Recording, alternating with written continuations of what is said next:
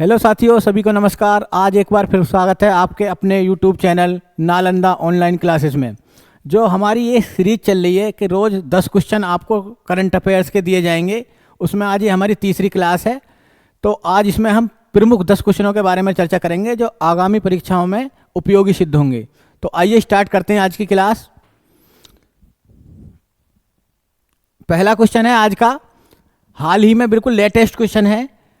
भारत की पहली under water metro का उद्घाटन प्रधानमंत्री मोदी जी द्वारा कहां पर किया गया है? ठीक है, पहला ऑप्शन है आपका कलकत्ता, दूसरा ऑप्शन है मुंबई, तीसरा ऑप्शन है दिल्ली और चौथा ऑप्शन है लखनऊ। ये चार ऑप्शन आपके पास हैं। भारत की पहली अंडर वाटर मेट्रो, ठीक है ना। अंडर वाटर मतलब जल के अंदर कौन सी मेट्रो संचालित होगी? तो इन विकल्प में अगर हम बात करें तो सही आंसर होगा कलकत्ता मेट्रो।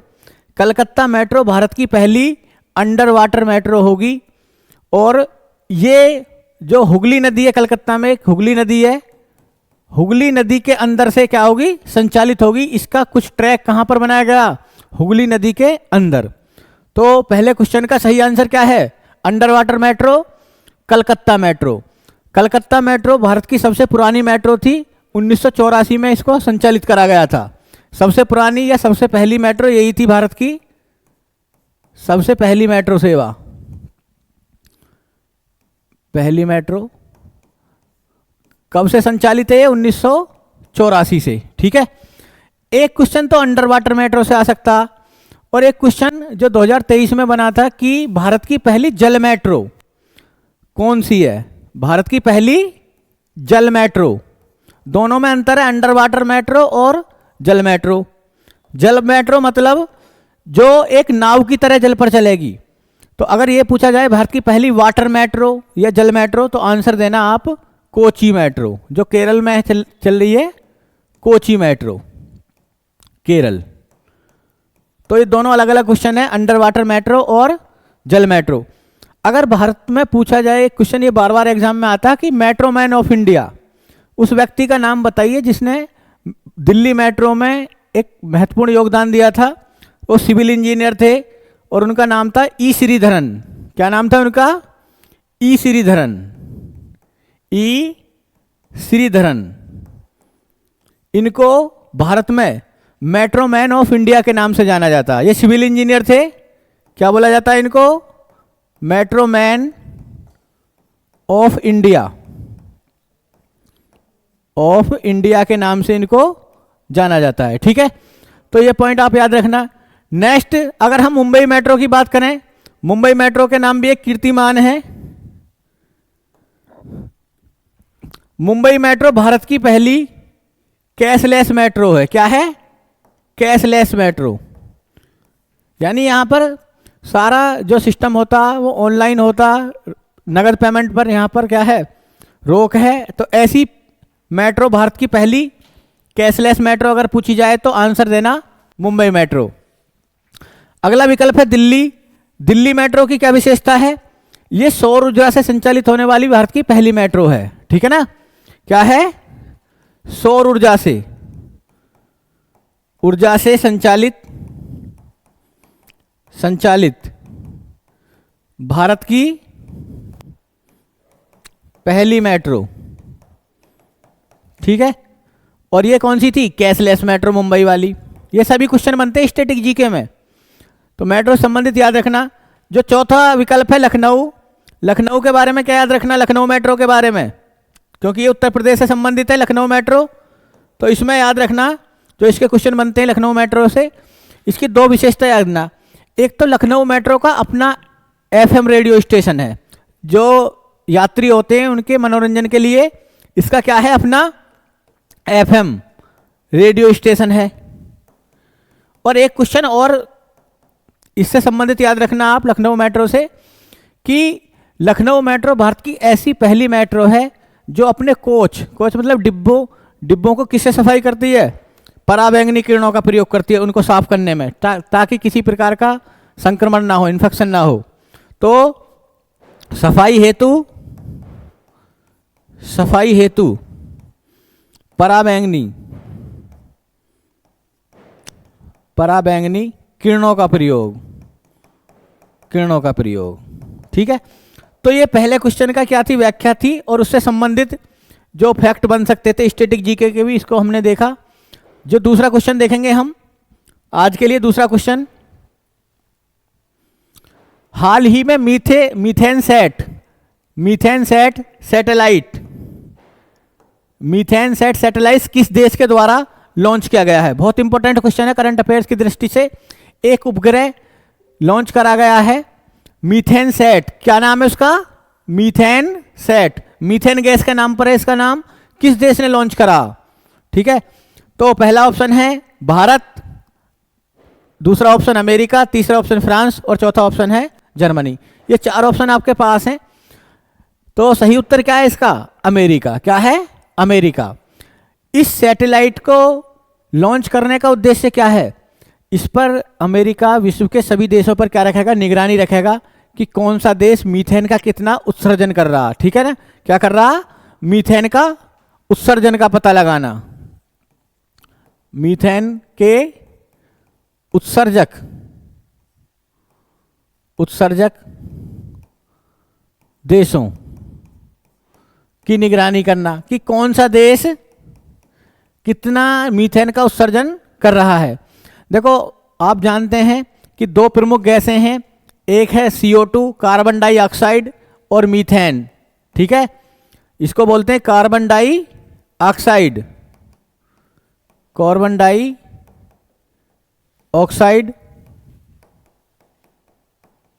और ये गैस है मीथेन। ये कौन सी है, मीथेन। ये दोनों ही क्या हैं, ये ग्रीन हाउस गैसें हैं। कौन सी हैं, ग्रीन हाउस गैसें हैं। इनका ग्लोबल वार्मिंग मतलब पृथ्वी के सतह के तापमान को बढ़ाने में सबसे प्रमुख योगदान दो ही गैसों का है, पहली कार्बन डाइऑक्साइड और दूसरी मीथेन। तो ये इससे क्या हो रहा, ग्लोबल वार्मिंग यानी पृथ्वी उष्मायन की घटना लगातार बढ़ती जा रही है, पृथ्वी का टेम्परेचर लगातार बढ़ रहा। इससे क्या नुकसान है, इससे जो बर्फ है वो पिघल रही है, जो हिमनद हैं बड़े बड़े ग्लेशियर है वो पिघल रहे हैं, समुद्र का जल लेवल क्या हो रहा, जल स्तर बढ़ रहा है। तो जो द्वीपीय देश हैं उनके डूबने की कगार पर है, जिसमें मालदीव, मार्शल आइसलैंड, अनेक ऐसे द्वीप हैं जो डूबने की कगार पर हैं, जिसमें एक इटली का शहर वेनिस भी है। ठीक है, ये भविष्य में डूबने की संभावना है इनकी, अगर ग्लोबल वार्मिंग पर रोक नहीं लगाई गई। ठीक है, तो ये दो देश ध्यान रखना। अगर क्वेश्चन नॉर्मली आए कि ग्रीन हाउस गैस में सबसे ज्यादा प्रभाव किसका होता, तो कार्बन डाइऑक्साइड का सबसे ज्यादा योगदान इसका होता। परंतु अगर क्वेश्चन ये आ जाए कि पृथ्वी अणु के हिसाब से कौन ज्यादा शक्तिशाली है, तो याद रखना फिर क्वेश्चन का आंसर चेंज हो जाएगा। मीथेन CO2 के मुकाबले 30 गुना ज्यादा शक्तिशाली है। किसको बढ़ाने में, ग्लोबल वार्मिंग को। किसको बढ़ाने में, ग्लोबल वार्मिंग। देखो ये शब्द याद रखना, ग्लोबल वार्मिंग ये है क्या। तो एक लाइन में इसको हम अगर बोलें वार्मिंग, तो जैसे ये पृथ्वी है अपनी, ये क्या है अपनी पृथ्वी। ठीक है, ये सूर्य है, थोड़ी देर को मानना। तो जब सूर्य का तापमान पृथ्वी पर आता है तो इससे पृथ्वी क्या हो जाती है, गर्म हो जाती है। क्या हो जाती है, पृथ्वी का तापमान बढ़ जाता है। परंतु इससे ज्यादा जो पृथ्वी के सतह का तापमान किससे बढ़ता, कि जब ये किरणें पृथ्वी पर आ तो जाती हैं, परंतु वापिस जब जाती हैं तो अगर वायुमंडल में CO2, कौन सी, CO2 और मीथेन गैस ज्यादा हैं, तो ये इस किसको, ये इन जो टेम्परेचर है जो वातावरण से बाहर जाता है उसको बाहर नहीं जाने देती, यानी ये उनको यहीं पर रोक लेती है, जिससे पृथ्वी के औसत तापमान में क्या हो जाती है, वृद्धि हो जाती है। ठीक है ना, समझ में आया। यानी सूर्य की जो किरणें आती हैं वो आ तो जाती हैं, परंतु जब परिवर्तित होती हैं तो कौन सी गैसों की सांद्रता से वो वापस नहीं हो पाती, CO2 और मीथेन के कारण। यही घटना क्या है, ग्लोबल वार्मिंग। जब इसका तापमान बढ़ जाता है, जब तापमान बढ़ेगा तो पृथ्वी पर जितने ग्लेशियर है वो क्या होते हैं, पिघलने लगते हैं। ठीक है, अनेक जीव जंतुओं के भविष्य पर संकट है। तो बहुत क्या है, ये चिंतन का विषय है। तो याद रखना इसमें दो गैसें हैं, CO2 और मीथेन। एक और याद रखना क्वेश्चन ये भी आ जाता है एग्जाम में कि मीथेन किससे उत्सर्जित होती है, मीथेन के स्रोत क्या हैं। तो इसमें देखो स्रोतों में अगर हम बात करें तो याद रख लेना, सीधा सवाल पेपर में आया हुआ है कि किन किन चीज़ों से मीथेन का उत्सर्जन होता है। ठीक है, तो सबसे पहले याद रखना आप, पशुओं की जुगाली करने से। किससे? पशुओं की जुगाली करने से, जुगाली करने से। ठीक है, आप जानते होंगे जो जितने हमारे पशु होते हैं, पेट एनिमल्स होते हैं, वो अपना चारा एक साथ खा लेते हैं, फिर उनके आमाशय में पहुंच जाता है, फिर वो चबाने के लिए दोबारा उस खाने को मुंह में लाते हैं और उसी क्रिया को बोलते हैं जुगाली करना। तो उससे भी मीथेन का उत्सर्जन होता। दूसरा एक क्वेश्चन आया धान के खेत से, धान के खेतों से या दलदली भूमि से। कौन सी भूमि से? दलदली भूमि से भी किसका उत्सर्जन होता? मीथेन का उत्सर्जन होता। और इसी में एक पूछा गया जो दीमक के टीले होते हैं, दीमक के टीलों से भी इसका उत्सर्जन होता। और याद रखना यह भी इंपॉर्टेंट है, एक बार पूछा यूपी पीसीएस में, सांप की बोम्बी से, जो सांप का बिल बोल सकते हो वो बम्बई सी बना लेता, सांप की बोम्बी से किसका उत्सर्जन होता? इन सभी से किसका उत्सर्जन होता? मीथेन का। ठीक है, तो ये क्वेश्चन आप याद रखना, तैयार करना। तो इसी की निगरानी के लिए कि कौन देश कितना मीथेन का उत्सर्जन कर रहा है, उस पर निगरानी रखेगा, उस देश के लिए मतलब पहचान करके थोड़े उसको शर्मिंदा करेगा फिर आंकड़े दिखा के। यही इस कौन से मीथेन सैटेलाइट का उद्देश्य है। ठीक है, तीसरा क्वेश्चन, अगला क्वेश्चन है आपका, किन दो देशों ने मिलकर चंद्रमा पर, कहां पर? मून पर न्यूक्लियर पावर प्लांट या न्यूक्लियर पावर रिएक्टर लगाने की घोषणा करी है। ठीक है, दो देशों ने। करंट का क्वेश्चन है, पहला ऑप्शन है आपका भारत चीन, दूसरा चीन अमेरिका, तीसरा चीन रूस और चौथा ऑप्शन है जापान व रूस। ठीक है, तो अगर आदमी इसमें थोड़ा सा भी कॉमन सेंस लगाएगा तो किनकी मित्रता चल रही है? सभी देश एक तरफ हैं, तो चीन और रूस एक तरफ हैं अपने। तो चीन और रूस मिलकर इन्होंने ये अनाउंस करा है कि वर्ष 2033 या 35 तक हम चंद्रमा पर क्या बना लेंगे? चंद्रमा पर हम न्यूक्लियर पावर रिएक्टर लगा लेंगे, क्योंकि इनको पता जब तक चंद्रमा पर हो सके मानव की बस्ती भी बसनी स्टार्ट हो जाए तो वहां ऊर्जा की पूर्ति के लिए क्या लगाए जाएंगे? न्यूक्लियर पावर रिएक्टर लगाए जाएंगे। याद रखना चंद्रमा जिसका वास्तविक नाम क्या है? ल्यूना। चंद्रमा, इसको क्या बोला जाता है? ल्यूना। ये पृथ्वी का एकमात्र प्राकृतिक उपग्रह है। क्या है? प्राकृतिक उपग्रह। ठीक है, पूछा जाता है एक एग्जाम में क्वेश्चन, जो लगभग पृथ्वी से 3,84,400 किलोमीटर की दूरी पर है। ठीक है, ज्यादा हम बात करेंगे इसको भूगोल में, भारत का विश्व का भूगोल जब पढ़ेंगे तो इस क्वेश्चन को आप याद रखना, इंपॉर्टेंट है। नेक्स्ट क्वेश्चन है आपका नंबर 4, D8 समूह संबंधित है। देखो ये ग्रुप चर्चा में आया, D8 नाम सुना नहीं होगा आपने पहले, इसका D8 पूछा जा सकता। कैसे पूछेगा? D8 क्या है? मुस्लिम देशों का समूह है, पहला ऑप्शन। दूसरा, इजराइल की इंटेलिजेंस एजेंसी का नाम है, इंटेलिजेंट एजेंसी का नाम है। ठीक है, और तीसरा जासूसी समूह है या आतंकवादी समूह है। ठीक है, ये चार ऑप्शन आपके सामने हैं। तो जहां D8 की ऐसे ही पूछा था, डी का क्या मतलब है? सबसे पहले याद रखना डी का यह मतलब है डेवलपिंग से, विकास से। डेवलपिंग, डी का मतलब क्या है? डेवलपिंग। और ये पहला ऑप्शन सही बैठेगा आपका, ये मुस्लिम देशों का समूह है, जो 8 मुस्लिम देश हैं उनका समूह है D8। क्या है? D8। देखो क्वेश्चन ऐसे भी पूछा सकता है, वो 8 मुस्लिम देश कौन कौन से हैं। ठीक है, तो उनका सभी का नाम याद रखना आपको। जो D8 है, D8 ग्रुप, इसकी स्थापना जो हुई थी, स्थापना अगर पूछें आपसे, स्थापना 1977 में हुई थी। कब हुई थी? 1977 में। इसका जो मुख्यालय है मुख्यालय, एक शहर है इस्तांबुल, और किस देश में पड़ता है इस्तांबुल? तुर्की, जिसका पुराना नाम तुर्की था, तुर्की में है ये जगह, ठीक है। इस्तांबुल, जिसका पुराना नाम क्या था?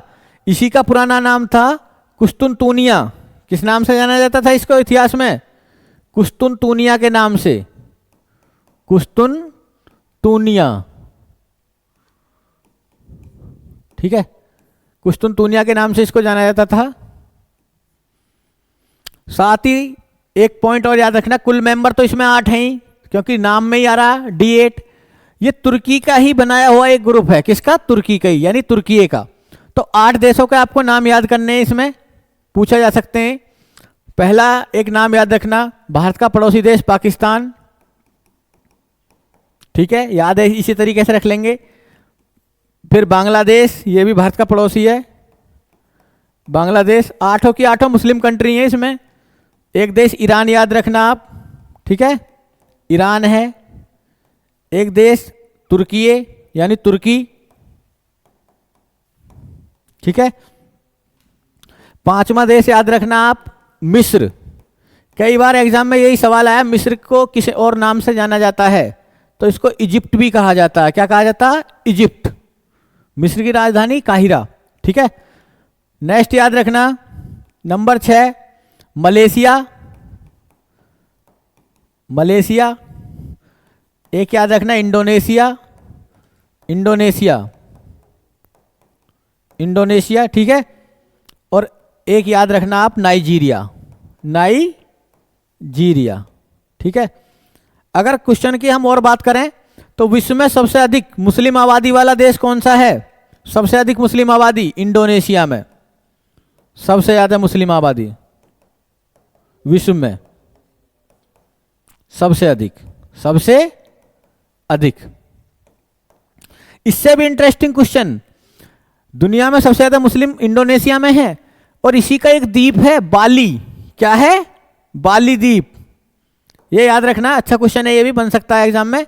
बाली द्वीप, इंडोनेशिया के बाली द्वीप को, क्योंकि इस द्वीप पर हिंदू जनसंख्या निवास करती है, इसको छोटा हिंदुस्तान बोला जाता है, मिनी हिंदुस्तान। तो आज के बाद अगर क्वेश्चन एग्जाम में आ जाए ना, मिनी हिंदुस्तान किसको बोला जाता? तो बाली द्वीप, इंडोनेशिया, ठीक है। तो ये क्वेश्चन भी आप याद रखना, मुस्लिम जनसंख्या वाला देश है और वहीं पर एक द्वीप है जिसमें मोस्टली जनसंख्या हिंदू है, ठीक है, सनातन धर्म को फॉलो करती है। तो ये 8 देश याद रखना है। अब बात आएगी ये D8 ग्रुप चर्चा में क्यों आया? क्योंकि बांग्लादेश की जो प्रधानमंत्री है वर्तमान में, शेख हसीना, उन्होंने कहा है कि जैसे यूरोपियन यूनियन एक संगठन है, उस सभी देशों की करेंसी क्या है? एक है। तो इन सभी देशों की भी मुद्रा एक समान लाने का प्रयास करा गया। शेख हसीना ने यह सुझाव दिया है, जो कहाँ की प्रधानमंत्री हैं? बांग्लादेश की, कि इनकी क्या कराई जाए? मुद्रा इस D8 कंट्री की एक कर दी जाए, क्योंकि ये व्यापार के उद्देश्य से ही ग्रुप बनाया गया था, ठीक है, व्यापार में सुगमता लाने के लिए। तो इसलिए एक करेंसी, इसलिए D8 ग्रुप चर्चा में है। 8 देशों के नाम याद रखना, जो मैंने आपको बताया ये याद रखना। देखो, जो संगठन चर्चा में रहे, अब जैसे इसमें देश जुड़े हुए हैं तो इनकी राजधानी याद करना। पाकिस्तान की क्या है? इस्लामाबाद। बांग्लादेश की ढाका। ईरान की क्या है? तेहरान। तुर्की की क्या है? अंकारा। मिस्र की क्या है? काहिरा। मलेशिया की कुआलालंपुर। और इंडोनेशिया ने अपनी राजधानी परिवर्तित करी है, जो जकार्ता से कहाँ ले जा रहे हैं? ये नुसंतारा। नाइजीरिया की अबूजा, ठीक है। और बाली द्वीप वाला क्वेश्चन याद रखना, मिनी हिंदुस्तान, ठीक है। तो ये सभी इंपॉर्टेंट क्वेश्चन हैं, इनको तैयार करना आप। नेक्स्ट देखते हैं अगला question, international organization for migration, ठीक है, IOM। ये भी एक नया संगठन आपको दिखाई दे रहा होगा, चर्चा में है, क्योंकि इस संगठन ने एक रिपोर्ट जारी करी है अभी 2023 में कि माइग्रेशन क्या होता है? प्रवासन। जब कोई व्यक्ति एक स्थान से दूसरे स्थान पर या एक देश से दूसरे स्थान पर जाता, जैसे विभिन्न लोग भारत के भी अमेरिका जाते हैं, US जाते हैं, US कहते हैं UK जाते हैं, फ्रांस जाते हैं, तो माइग्रेशन के दौरान कितने लोगों की मृत्यु हो गई? तो इसने बताया, इस संगठन ने लगभग 8000 प्लस लोगों की मौत हो गई थी 2023 में, ठीक है। तो इसलिए ये संगठन का मुख्यालय आपसे पूछा जा सकता है कि IOM का मुख्यालय कहाँ है, ठीक है। तो याद रखना, पहला ऑप्शन आपका दिया न्यूयॉर्क, दूसरा दिया नई दिल्ली, तीसरा पेरिस और चौथा जेनेवा। सही उत्तर है जेनेवा। स्विट्जरलैंड के जेनेवा में है इसका मुख्यालय। अगर हम इसकी स्थापना की बात करें 1951 में इसकी स्थापना हुई थी। कब हुई थी? 1951 में। वर्तमान में टोटल मेंबर कितने? 175। भारत भी इनमें शामिल है। भारत भी इस संगठन का क्या है? सदस्य है। ये पॉइंट भी याद रख लेना, क्योंकि देखो दोनों स्पेशल संगठन है। D8 पढ़ाया और IOM पढ़ाया, तो क्वेश्चन पूछे जा सकते हैं। और सदस्य तो आपको मैंने पहले ही बता दिए कितने हैं इसमें, 175। भारत भी इसमें शामिल है और मुख्यालय जेनेवा में आपका हो ही गया। ठीक है, तो ये क्वेश्चन आप तैयार करना। नेक्स्ट देखते हैं अगला। किस राज्य ने गायों की जनगणना कराने का निर्णय लिया है? ठीक है, पहला ऑप्शन उत्तराखंड, दूसरा उत्तर प्रदेश, तीसरा राजस्थान और चौथा महाराष्ट्र। ये चार ऑप्शन आपके सामने हैं। गायों की क्या कराई जाएगी? जनगणना। ठीक है, ये मुद्दा बहुत चर्चा में रहा था पिछले साल। इंपॉर्टेंट क्वेश्चन है, क्योंकि उत्तर प्रदेश की परीक्षा हम देंगे तो उत्तर प्रदेश इसका सही आंसर है। इसमें ज़्यादा कुछ और तर्क लगाना नहीं, गायों की जनगणना कराई जाएगी। नेक्स्ट देखते हैं। फरवरी 2024 में फरीदाबाद में आयोजित सूरजकुंड मेले, ये एक हस्तशिल्प मेला लगता कहाँ पर? सूरजपुर में भागीदार देश का दर्जा किसे दिया गया? देखो इस टॉपिक से मैंने सवाल आते देखे हैं, और सवाल मोस्टली ये तो सबको पता होता है सूरजकुंड मेला कहाँ लगता? फरीदाबाद में। क्वेश्चन ये आता कि उस मेले में हर बार हम एक देश को पार्टनर देश बनाते हैं। क्या बनाते हैं? पार्टनर। तो इस बार कौन था? पहला ऑप्शन अमेरिका, चौथा ऑप्शन तंजानिया, दूसरा ऑप्शन तंजानिया, तीसरा फ्रांस और चौथा जापान। ये चार ऑप्शन आपके सामने हैं। सही उत्तर है तंजानिया। क्या है सही उत्तर? तंजानिया। अगर हम तंजानिया के बारे में और क्वेश्चन देखें, पहले याद रखना अफ्रीका महाद्वीप का देश है। ठीक है, कौन से महाद्वीप का देश है? अफ्रीका। दूसरा, इसकी राजधानी बहुत पूछी जाती है, तो राजधानी याद करना इसकी राजधानी है डोडोमा। क्या राजधानी है? डोडोमा। ठीक है, ऐसे याद कर लेना डोडोमा। ठीक है, उससे याद हो जाएगी आसानी से। और एक बहुत इंपॉर्टेंट क्वेश्चन जो चर्चा में है, भारत ने जो IIT जानते हो, ठीक है, जो भारतीय प्रौद्योगिकी संस्थान है IIT, तो विदेश में सबसे पहले IIT की शाखा किस देश में खोली जाएगी? IIT मद्रास खोलेगी, वो तंजानिया में ही खोली जाएगी। विदेश में भारत की पहली IIT Indian institute of technology, तो विदेश में पहली IIT कहां पर स्थापित होगी? तंजानिया में। तो ये अपने आप में इंपॉर्टेंट क्वेश्चन है, ये परीक्षा में पूछा भी जा चुका है। ठीक है, जब से ये मुद्दा चर्चा में आया। नेक्स्ट देखेंगे अगला क्वेश्चन। यूनेस्को के रचनात्मक शहरों की सूची में भारत के किन दो शहरों को शामिल करा गया? देखो यूनेस्को की जो एक बताई थी सांस्कृतिक धरोहर स्थलों की सूची, तो उसमें दो स्थल जोड़े गए थे। एक तो शांति निकेतन था उसमें जो मैंने चर्चा करी थी, और दूसरा होयसल मंदिर समूह। फिर एक यूनेस्को की सांस्कृतिक अमूर्त सूची होती है, जिसमें गरबा, गुजरात के गरबा डांस को शामिल करा गया था। एक होती है यूनेस्को की रचनात्मक शहरों की सूची, तो पिछले वर्ष दो शहरों को शामिल करा गया, जिसमें एक शहर है आपका ग्वालियर। ग्वालियर कहाँ पर पड़ता है? मध्य प्रदेश में। ठीक है, और दूसरा है कोझिकोड। कोझिकोड ये पड़ता है केरल में। ये वही कोझिकोड है जिसको इतिहास में कालीकट के नाम से जानते थे, जहां पर तुम जानते हो पुर्तगाली यात्री वास्को डी गामा आया था। ठीक है, ये वही कोझिकोड है। और एक और याद रखना, उत्तर तो इसका उपयुक्त तो दोनों, क्योंकि दो ही शहर पूछे। ग्वालियर को संगीत शहर का दर्जा दिया गया। कौन से शहर का? संगीत शहर का। आप जानते हैं ग्वालियर घराना संगीत के लिए बड़ा प्रसिद्ध रहा। तानसेन, महान संगीत सम्राट तानसेन किससे संबंधित रहे? ग्वालियर घराने से। और कोझिकोड को साहित्य शहर का दर्जा दिया गया। कौन से शहर का? साहित्य शहर। तो दोनों पॉइंट आप ये भी याद रखेंगे। ठीक है, एग्जाम में सवाल पूछा जा सकता है, इंपॉर्टेंट सवाल है। नेक्स्ट देखते हैं हम अगला। उत्तर प्रदेश का पहला सोलर एक्सप्रेसवे कौन सा होगा? कौन सा एक्सप्रेसवे? Solar expressway. देखो, क्योंकि सरकार जो होती है वो एग्जाम में अपने कराए गए कार्यों को दिखाना चाहती है। ठीक है, तो यहाँ से सवाल आने के पूरे चांस रहेंगे। पहला ऑप्शन है बुंदेलखंड एक्सप्रेसवे, दूसरा गंगा एक्सप्रेसवे, तीसरा ऑप्शन पूर्वांचल एक्सप्रेसवे, या चौथा ऑप्शन कोई नहीं। तो इस एक्सप्रेसवे के दोनों तरफ क्या लगाए जाएंगे? सोलर पैनल लगाए जाएंगे। तो ऐसा कौन सा एक्सप्रेसवे होगा? तो सही आंसर है बुंदेलखंड एक्सप्रेसवे। इसी का एक नाम है अटल एक्सप्रेसवे। अटल एक्सप्रेसवे के नाम से भी इसको जाना जाएगा।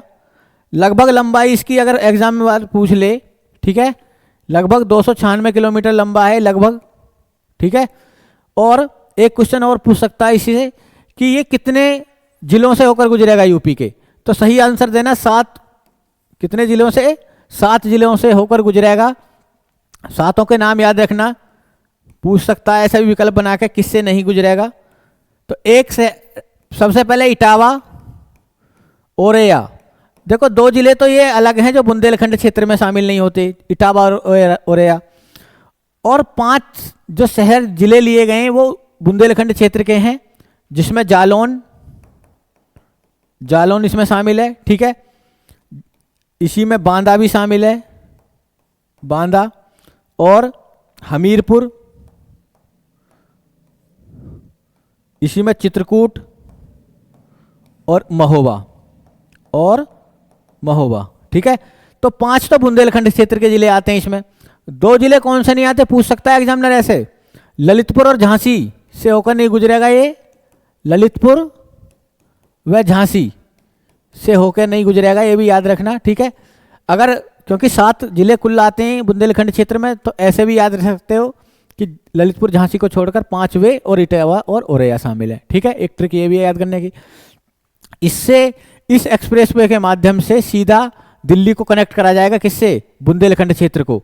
और इसी बुंदेलखंड के कारण ही उत्तर प्रदेश में दूसरा रक्षा औद्योगिक गलियारा बनना, जो देश का दूसरा है। उत्तर प्रदेश का तो पहला ही है, जिसको बोलते हैं रक्षा औद्योगिक विकास गलियारे का निर्माण कराया जा रहा है, ठीक है। डिफेंस इंडस्ट्रियल डेवलपमेंट कॉरिडोर ऐसा पहला बना था तमिलनाडु में। देश में 2 ही हैं सिर्फ ये ऐसे, ठीक है। इस क्षेत्र में क्योंकि कनेक्टिविटी अच्छी होगी, आधारभूत संरचनाएं डेवलप करी जा रही हैं, तो कोई भी व्यक्ति इन्वेस्ट करेगा यूपी में आके बुंदेलखंड क्षेत्र में, कंपनी लगाएगा, फैक्ट्री लगाएगा हथियार बनाने की, बंदूकों का निर्माण होगा, राइफल्स बनेंगी, मिसाइल बनेंगी, ठीक है। तो ये रक्षा औद्योगिक गलियारा भी याद रखना, देश का दूसरा है। कहाँ पर बनना है ये? बुंदेलखंड क्षेत्र में, ठीक है। ये 5 जिलों से होकर गुजरता, ये 5 जिले भी याद कर लेना, एग्जामिनर ऐसे ही पूछता, जिसमें अलीगढ़, आगरा, झांसी, आगरा नहीं है सॉरी, अलीगढ़, झांसी,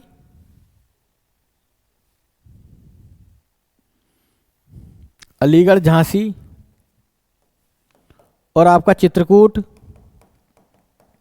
लखनऊ व कानपुर, लखनऊ और कानपुर, ठीक है। ये झांसी है, अलीगढ़ और झांसी, अलीगढ़ और झांसी, ठीक है। तो इसको भी तैयार कर लेना। नेक्स्ट देखते हैं आज का अंतिम क्वेश्चन। हरिहरपुर संगीत विश्वविद्यालय उत्तर प्रदेश के किस जिले में बनाया जा रहा? हरिहरपुर संगीत विश्वविद्यालय पूछा जा सकता, ठीक है। तो सही आंसर क्या है? पहला ऑप्शन मेरठ दिया, दूसरा अलीगढ़, फिर गोरखपुर, आजमगढ़। सही आंसर है इसका आजमगढ़, ठीक है ना। आजमगढ़ में बनना, आजमगढ़ के 2 याद रखना, हरिहरपुर विश्वविद्यालय और एक और बनना है यहाँ पर महाराजा सुहेलदेव विश्वविद्यालय। कौन सा? महाराजा सुहेलदेव विश्वविद्यालय का निर्माण भी यहीं पर किया जा रहा है, ठीक है। अगर हम बात करें मेरठ में, तो मेरठ में जानते हो मेजर ध्यानचंद जी के नाम पर मेजर ध्यानचंद राज्य स्पोर्ट्स विश्वविद्यालय, स्पोर्ट्स यानी खेल यूनिवर्सिटी बननी है यहाँ पर। क्या बननी है? खेल यूनिवर्सिटी। अलीगढ़ में राजा महेंद्र प्रताप यूनिवर्सिटी बननी है, राजा महेंद्र प्रताप विश्वविद्यालय, ठीक है। और गोरखपुर में आप जानते हैं यूपी का पहला महिला विश्वविद्यालय बनना, महिला विश्वविद्यालय, यूपी का पहला महिला विश्वविद्यालय गोरखपुर में। और गोरखपुर में ही आयुष विश्वविद्यालय का निर्माण करा गया, ठीक है ना, आयुष विश्वविद्यालय। महायोगी गुरु गोरखनाथ जी के नाम पर इसका नाम रखा जाएगा। तो ये चारों ऑप्शन की बात हो जाएगी। ठीक है, तो इनको तैयार कर लेना। जो निर्माणाधीन यूनिवर्सिटी है यहाँ से भी सवाल आने के क्या रहेंगे, चांस रहेंगे। आज की क्लास में हमने करंट अफेयर से संबंधित क्या देखे थे, 10 महत्वपूर्ण क्वेश्चन देखे थे। कल की क्लास में हम और अच्छे क्वेश्चन लाने का प्रयास करेंगे। ठीक है, और चैनल को सभी लोग सपोर्ट करते रहो। चैनल को लाइक करो, शेयर करो, सब्सक्राइब करो। सभी को बहुत बहुत धन्यवाद। Thank you.